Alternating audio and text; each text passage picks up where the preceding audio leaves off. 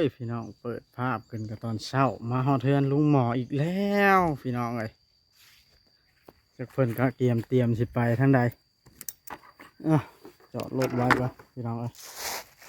อืมเพิ่นสิไปใส่นอกับเท้าลันนี่สบายดี สวัสดี โอ้ ไผ่ตู้บุกไผ่ก็นั่งหันก็ได้บ่ เขานั่งอยู่เตียงพู้นแหล้วตะแปนคักแท้นี่คอยเห็นคักดีมาฮอดนี่คอยเห็นเพื่อนเจ้าเนาะ บ่ เขียวยงเนาะ เดี๋ยวพุ่นก็ขอเห็ดแน่นอนทุกคน เออฝนตกบ่แรงวานนี่หรือบ่ได้ตก บ่ได้ตกบ่ได้ตกตอนนั้นมันยังมีระยะ หมู่พ่อสิได้น้ำใช่เนาะมันโยกไปก่อนหักเปิดได้อยู่ได้เบิ่งนี่น้ำยังหลายอยู่ยังไดพากันกินข้าวกินน้ำแล้วบ่ กินแล้ว เทินกับหยังอ่ะนะ ปิ้งปลาบกหน่อไม้กินไหมยังอยู่ได้ ปิ้งปลาหมกหน่อไม้มาได้ใช้หมกหน่อไม้ บกหน่อไม้เขามาให้ ไผเอามาให้ แม่แว่นมะม่วงเขามาให้ น้องม่วงกินน้ำกบชนะเนาะเป็นอะไรกระดักกระดอเดี๋ยวนี้ฮะ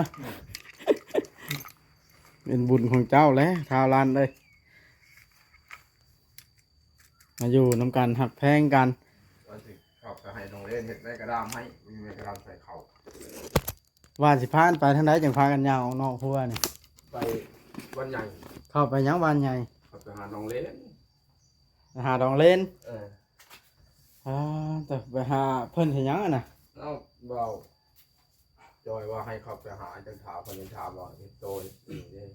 เฮ็ดโตะเฮ็ดเตียงนี่ เออ โอ้คอยช่างไว้ละคอยบอกว่าจ้อยละ นี่บ่จอยแล้วบ่จอยไปบอกค่อยๆไปหาบอกว่า บ่ไปคอยช่างไว้ละแต่ว่ามันคอยบ่มีเงินไปเอาชื่อ นี่ บ่จ้อยแล้วมีเงินเอาไปเอาบอกเราบ่จ้อยไปเอาบาทนี่ นี่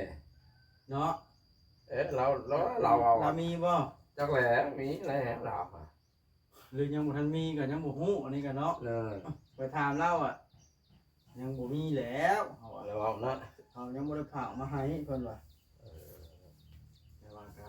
เบิ่งไว้มีเตียงอหลีหรือบ่เพิ่นว่าเดี๋ยวมันก็มีแล้วบอกอยากได้ นี่แล้วเขาเฮ็ดเลยเนาะ อยากได้น้อยใหญ่ทำใดก็ช่างเอาช่างนี้ละ400,000 แม่เลย อันช่างน้อยละ200,000ปลายอันน้อยบริวาร ได้ยันนายกินดันนอนนี่ครับมันจะเครื่องนี้เพิ่นว่าว่านี่ หนึ่งร้องแล้วบ่โหดใหม่มวยใหม่เนี่ย ยังถ้าเป็นหนึ่งหัวยังถ้าเป็นหนึ่งหัว แถวร้านบ่เฮ็ดกินเฮ็ดอยู่บ้านนะฮะคักบ่ ครับ มีได้เจ้าหนี้เพิ่นมาถามอีกแล้วบ่ค่าหัวบ้านนะบ่ว่าดอกคนน้ำไปเมื่อนั้นผลแล้วคนพัฒนาเนาะหมด เพิ่นก็บ่มาดูปานนั้นดอกเนาะอย่าเพิ่นเนาะค่อยก็ตื่นแต่เช้ามานี่โอ้ง่วงชุกวานนี่กินสิเบิดแล้ววันนี้มาเต็มอีกละ อะไร แต่ละมื้อนี่คนหุ่มเอามาให้แล้วบ่คนในบ้านนี่บ่ น้ำบ้าน เอายังตีนหูน่ะทารันนะฮะสติกเกอร์เสื้อไหมบ่นี่บ่เสื้อไหมบ่จอยซื้อมานะอ๋อถามมาลีตั้งแต่บ่ได้มาอยู่น้ำทานหมอนี่เจ้านอนอยู่ไสสินะ นอนอยู่ที่ป่า ฮะนาทีเดียวอ๋อนอนเฮือนป้า จะซอยข้าวซอยน้ำกินยา แล้ววันนี้ได้จะเป็นได้คือเลือกที่จะมานอนน้ำมันทานหมอบ้านนะอยู่เป็นหมู่กันเลย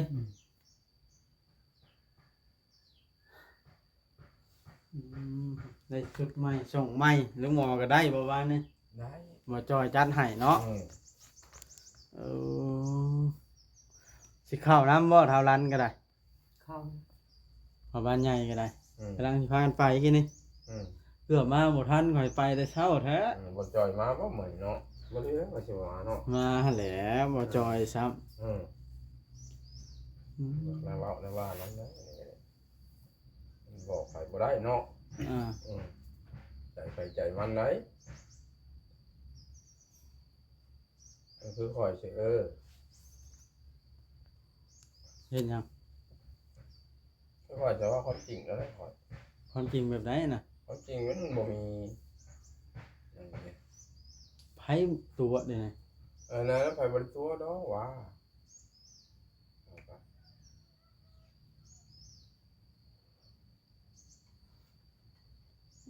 บ่จ้อยกำลังตามมาเดี๋ยวนี้ ยังมาอยู่ อ่า เดี๋ยวนี้นะ กำลังมาโอ้โหดร้ายอะลีเนาะสุดขายาวได้บ่ใช่บ่เพิ่นก็ซื้อมาให้แล้วว่าในสิใช้ช่วงขาสั้นบ่เข้าบ้านน่ะ ไม่ใช่ เออไปได้นอนบ่ได้พันเลขเด็ดบ่พากันนอน บ่ผ่านอย่างไรขอ เลขออกได้บ่นี่ เลขออกมานี่บ่ อ่า บ่ได้ผ่านอย่าง แล้วบาดนี้เนาะ รับอยู่ แต่ข้าไปมาอยู่น้ำทันมอนี่ก็เมื่อยเยี่ยมเรือนลุงเรือนป้าอยู่บ่ อยู่ไป ไปอยู่เนาะ ไปอยู่ เพิ่นก็ถามข้าวอยู่บ่ว่าไปกินอยู่ไสนอนอยู่ไส ทาง บ่ถามเลยสั่งว่าแท้บาดนะถามข้าวกันแหน่เนาะ จะได้ความรู้สึกมาอยู่น้ำทันมอนี่รู้สึกแบบใด จัก บ่จักซ้ำเอาแล้วบาดนะแบบว่าอบอุ่นอยู่บ่หั่นนะหรือว่าอันยังเหงาว่าเวอยู่ อุ่นอยู่ เออมีความสุขอยู่เนาะกินก็แซ่บนอนหลับอ่าทางบริกลางมุ้งนอนนะ หล่อบริการบริการ มุ้งมีแล้ว นี่แหละ ทางบกลาง แพงเราแพง แพงเห็นยังนั้นนะ มากลางแล้วแหละยังครบแล้วเนาะ กลางแล้วแจ้งมาเขาก็กู้ไว้ ผู้ว่ากลางแล้วนี่เราแพงเนาะ ไปกอหันแล้วก็กอหันกอนี้หูเดียวกันครับทันมอนี่ก็นอนล่ะ นอน แจ้งมาเขากู้ใช้ถุงยางห้อยไว้ หัวร้อย ใครกว่าแล้ว มันบ่มีเตียงไม่มีเตียงก็จะมันนอนเตียงแล้วก็หันก็มัดตัวนี้มัดตัวนั้นมัดตัวนั้นมันให้ง่ายกว่าตัวนี้ บ่เตียงก็ได้นะ มันบ่กลางให้ยาว เขาบอกอยู่ว่า ให้กลางมุ้งเราแพงเรา อืม บ่ได้มันแพง ท่านหมอขออนุญาตถามเวลาขี่ชุดนะไผล้างให้นะสักครู่ พูดตัวเองเนี่ยล่าง ตัวเองล้างใครอยุสอเราให้เท่าล้านล้างให้เท่าล้านตีได้เนาะเท่าล้าน ล่าง มันเป็นแนวแล้วเนาะ ให้ตักน้ำครับนายกจะของพระท่านเต็มบวยนักได้แล้วของพระนายกเล็กน้อยของพระท่านแห้งคนใด ลืมแล้วถามเมือนกันอายุจักปีแล้วก็ จะหกจะเจ็ด จะ67 ปี พอดีเข้าค่ายถือเคาะไปใส่มาใส่ก็ให้ระมัดระวังเนาะ ช่วง67 ปี พอดีกำลังมีเคาะติดตัว นั่นแหละ ปีขนาดนี้67 ปีเป็น พอโมเมนต์บอกพอใบนี่ก็พอไปขุกนี่ พ่อใบมันไผน่ะ ลานเคยนะเฮ้ยเล็กนะเฮ้ย เอาไปเมื่อไรน่ะ ไปวานบ่ซื้อนี่ เป็นยังไงน่ะ ไปกับลูกสาว ไปเลยพากันปลูกมันปลูกหยังเลยแล้วเขาจับบ่ได้มีหยังหรอก อ้าวบ่มีหยังไผสิไปจับ จับเห็นคนละจับนะ บ่แม่นดอกยันเรามีคดีมาก่อนแล้ บ่ ว หาคนเลยมันเป็นแน่นี่นะบาดนี่จับเอาเงิน แสดงว่ากระทำผิดแล้วให้จับกินยาม่าตรวจเหี่ยวสีม่วงหั้นแล้วว่าอย่าเว้าบ้าหลายท่านหมอคนบ่มีคดีไผสิไปจับ แล้วว่าเราตะเก่าเถอะเราบ่ได้เฮ็ดจังได๋เรา ว้าว แต่ว่าระวังสติระวังตัวเนาะซำนี้นะว่าบ่ได้เฮ็ดหยังหรอก พากันกลางคืนเลย เออก ลางคืนนี่ นอน แบบว่าบ่ได้ไปลิ้นชัยก่อนบ่จังมานอนหรือค่ำแล้วนอน ค่ำแล้วนอนโลด5 โมงปิด อ๋อ 5 โมงปิดโลด 5 โมง 6 โมง 7 โมงเริ่มมืดกินข้าวแล้วพากันหาน้ำนอนเลย นอนเลยปิดเลยปิดรอบเลย คนบ่ได้มาบ่คืนนี่ คืนนี้ไปมากับบ่ปาก มีบ่ มีบ่ปาก เป็นยังไง อยากนอนแล้วเขาเพิ่นอยากนอนแฮงแล้วตามบ่ตามบ่ปาก อ่า ตักโตมันก็แม่นบ่ปากน้องเขาอยู่กับบ้าแล้ว ปลาเป็นได้ปลาดุกไปใช้เบิดแล้วปลาดุก เบิดกระดูก3 โต เบิดเอาไปใช้จังหวะเบิด วานนี่กินวานนี่กับยังอยู่เนี่ย ฮะ ยังอยู่เราติดเขาแล้วก็ยังปีไว้ อืมสร้างเป็นให้บาทปลาดุกโลหนึงคือค่ำแล้ววานนี่ 3 โตเนาะ กว่า3นะ บ่ ปลาดุกโลหนึงใช้สิ3โต สี่ตัว ฮะ สี่ตัว โต4 โต เป็นคนมาหลักเอาบ่ จังแหละนี่บ่ได้ไปไหนก็มีแต่ไปตูกพัน คือว่าเบิดไวแท้เงึดได้ข่อย ติดเขาก็ยัง ปิ้งวานนี่กินข้าวหยังตอนแรงนะ ปลา ปิ้งปลาอีก ต้ม ต้มชนน้ำบ่ 2 โต๊ะ ตื่นมาเดินปลาอีก มันไปปลา3 โตเห็นแต่3 โตแล้วปลาใหญ่แต่ก็บ่ใหญ่ปานใดเนี่ยต้มหวานนี่นึกพูดโตหวาน คำข้าวคุย โอ้ยเช็ดมันก็ปีนี้เช้านี่เป็นสิเช็ดเองเนี่ย มีเด้ทากันต้มหรือบ่ บ่ ยังบ่ยาก ยังบ่ทันยาก ไข่เด้บ่ได้เมื่อวานนะ อืม บ่จอยบ่ได้ซื้อมา อืม ได้แต่มีเนาะ เป็นจะมี หลวงพ่อก็บ่มาลิ้นกูมื้อนี่เนาะ คนยังบ่ได้มา เพิ่นบ่ว่างเนาะเพราะว่าเพิ่นก็เบิ่งคลิปอยู่เนาะ ต้องเบิ่งอยู่เพิ่นก็เบิ่งอยู่ เพิ่นติดตามเบิ่งคลิปอยู่เพิ่นก็ได้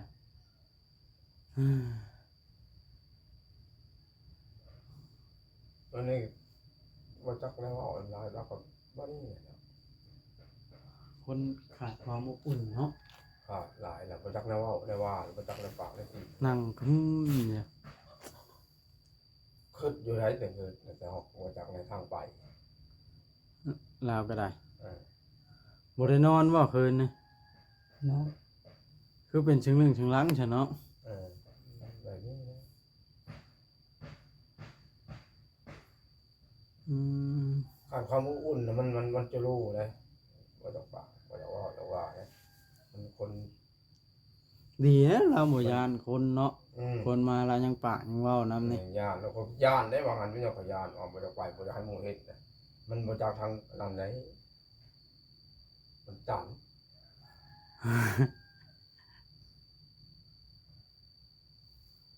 ได้ทรงได้เสื้อใหม่แล้วก็จื้นแล้วเอาละ ได้ส่งในเสื้อใหม่หันบ่นุ่งใส่แต่เสื้อส่งกระส่งใหม่อยู่มันหักบ่ใส่ชุดขายาวเนาะ อืม อายคนได้เป็นหยังบ่ว่า แพงเราแพง แพงบ่ได้ใหม่เคยได้แบบนี้อยู่บ่มีคนเคยเอาให้ใหม่บ่นี่บ่เคยเนาะ แพง แล้วธงไผจ้ะนี่ธง ของเราเนี่ย จำมาเบิ่งเนาะฮะมีส่งยีนใหม่เพราะแน่บ่น่ะ เจ้าของ ตัวได้ส่งยีนใหม่ ส่งเสื้อแล้วเราแพงเราบ่จะนุ่ง ลองเบิ่งแล้วว่าส่งยีนใหม่นี่ ลองพูดแล้ว คักอยู่บ่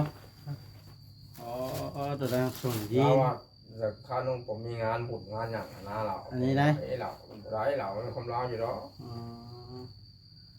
ใส่จังว่าสิรอเท่กับบ่จักนี่เนาะ เอาแพงนะ อืม แพง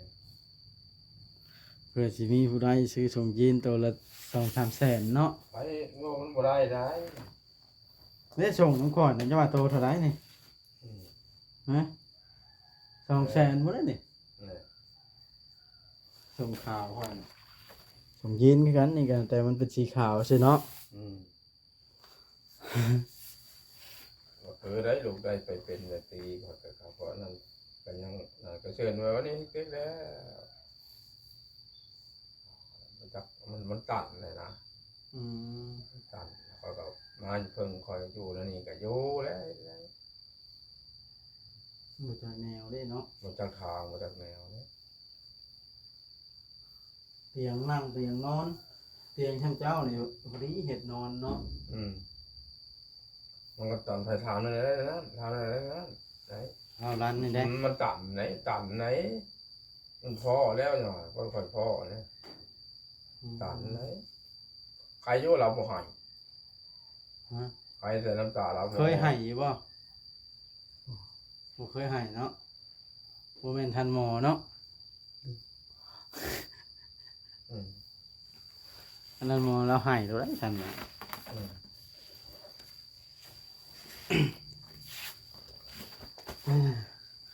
ฮัดสมมุติว่ามีคนซื้อดินปลูกเฮือนให้ในข้างเฮือนทันหมอวางเขาทางนี่เจ้าสิอยู่กับไผ ก็เลย ฮะ ปลุกให้จักเลย เจ้าสิเอาบ่ฮะ เอาก็ได้อยู่คนเดียวนี่เนาะ เอาบ่คันพูดก็ซื้อดินปลูกเฮือนให้อยู่นี่สมมุติผู้ใหญ่ใจบุญเพิ่นซื้อให้สิเอาบ่ เอา ฮะ เอา แต่ว่าบ่ฮู้ว่าสิอยู่กับไผ แม่น บ่คิดสิเอาเมียน่ะบ่ซะ บ่ เป็นได้จังบ่คิด บ่อยากได้ บ่จักอย่างนะบ่จักแบบเราลักษ บ่ ณะ อยากได้ บ่อยากได้ เป็นได้คือบ่อยากได้ย่านบ่กุ้มเขาบ่หรือไปได้ กลุ่มเขา ตัวเองบ่มีหยัง แม่น อืมคนเฮาเนาะสมมุติในอนาคตเพื่อมีเกิดมักผู้แสะผู้สาวก็เป็นเนาะใหญ่แล้วเด้ มัน อีก2 ปี 3 ปีก็ แล้วเบิ่งแล้วก็มันบ่จักทางเดินแล้วบ่จักทางเว้าบ่จักทางว่างนะแล้วอยู่นำไปแบบนี้ก็ดีเด้อเรานะแต่คือนะ อืม อืมไปขึ้นแล้วนะมันขึ้นบ่เข้าบ่ออกเลย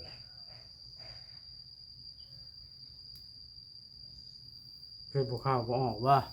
อืม อืม เขาบอกจับทาง ยุงนะครบนะบ่เข้าน่ะตีไหมนั่นไปล่ะ บ่ได้แม่นคนสิ่งหลิงไหน บ่แม่นคนบ้าอีกเนาะ บ่มันแบบว่ามันบ่จักทางเดินบ่ คนส จักทาง ติ ไป ดี แต่บ่จักทางเดินแต่บ่จักทางเดินบ่จักทางไปบ่จักทางมาเป็นสิเพิ่นสิเดินให้ก็สิอยู่กับไผบาดนี่สิอยู่ผู้เดียวสิบ่เวทบาดนี่เราคือนั่นน่ะมันตัดเลยนะเดียวเลย เจ้าคือเอาซะอยู่ผู้เดียวก็ได้ เอาอยู่ผู้เดียวอยู่ ฮะ อยู่ แต่ทางร้านเพิ่นบ่จักว่าผู้อยู่นำ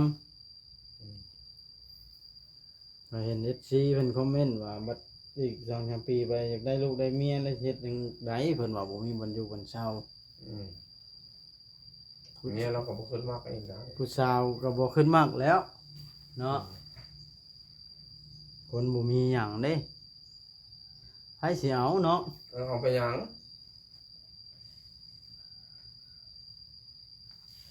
เพราะว่าบ่มีผู้มักเนาะ อืม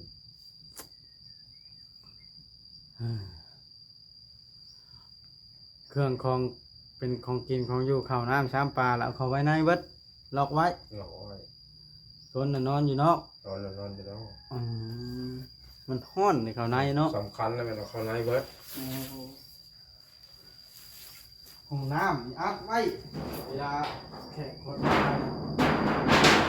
นี่ค่ำเนาะ อืม ต้องเอาเล็กกระปูมาต่อ ค่ำนี่จะเป็นค่ำตัวใด นะ ค่ำนี่จะเป็นค่ำตัวใด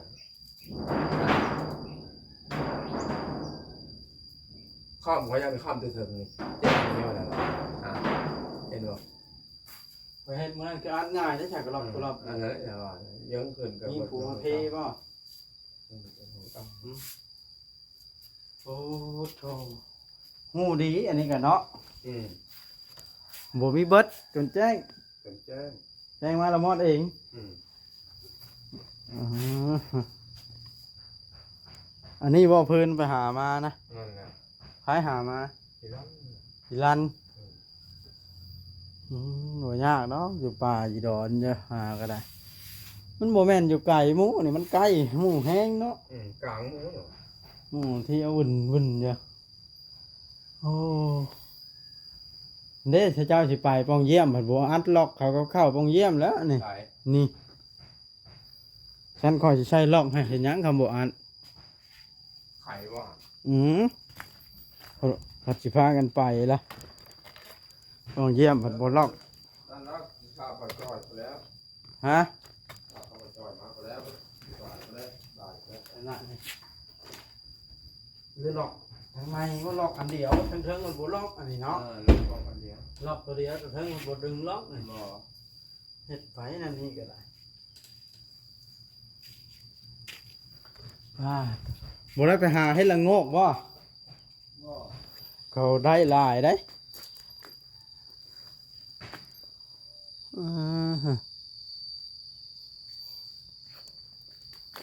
เฮ็ดละโงกละงาบ